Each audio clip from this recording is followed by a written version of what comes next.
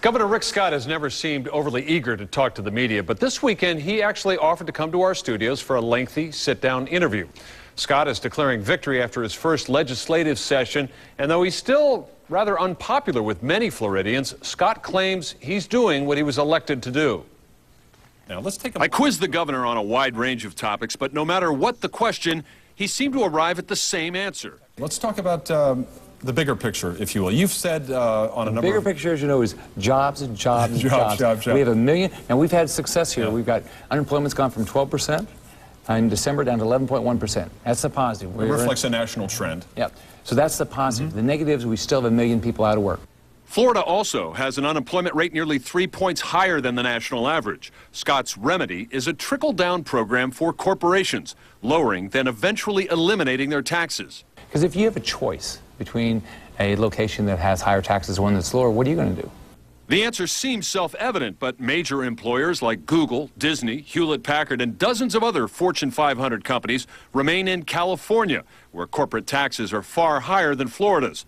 Surveys show corporations look for an educated workforce, transportation options, and general quality of life when choosing where to move or to expand. When you cut corporate taxes, you have less money to spend for education, for schools, for the environment, and for infrastructure. And aren't those things that attract businesses too? Here's what, think about what we went from a high-growth state to a low-growth state, right? If we don't start growing again, we'll never have the money. We've got to grow our state again. The way to grow our state is make it a state that business people want to be here. We've got so many opportunities. So if we do that, our sales tax revenue will go up and we'll have plenty of revenues to take care of the things we need to take care of. Governor Scott also believes regulation kills jobs. That's why he supports rolling back growth management laws enacted decades ago to curb rampant sprawl and pollution. As we sit on an unprecedented glut of homes and commercial property in the state, how do you argue that builders need a clearer path to build right now? Well, here's how we're going to... Wouldn't that just make the situation worse? Here's how we're going to deal with the homes. We're going to get jobs going. Scott's relentless focus on jobs and business puts him in contrast with his predecessor, Charlie Crist, who'd like to think of himself as the people's governor.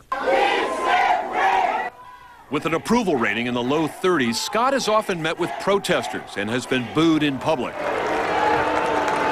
Scott dismisses his dismal poll numbers and claims to be having a great time being governor. You cannot have a better job than this. If you care about people and you want to try to have a positive impact on their lives, this is the best job ever.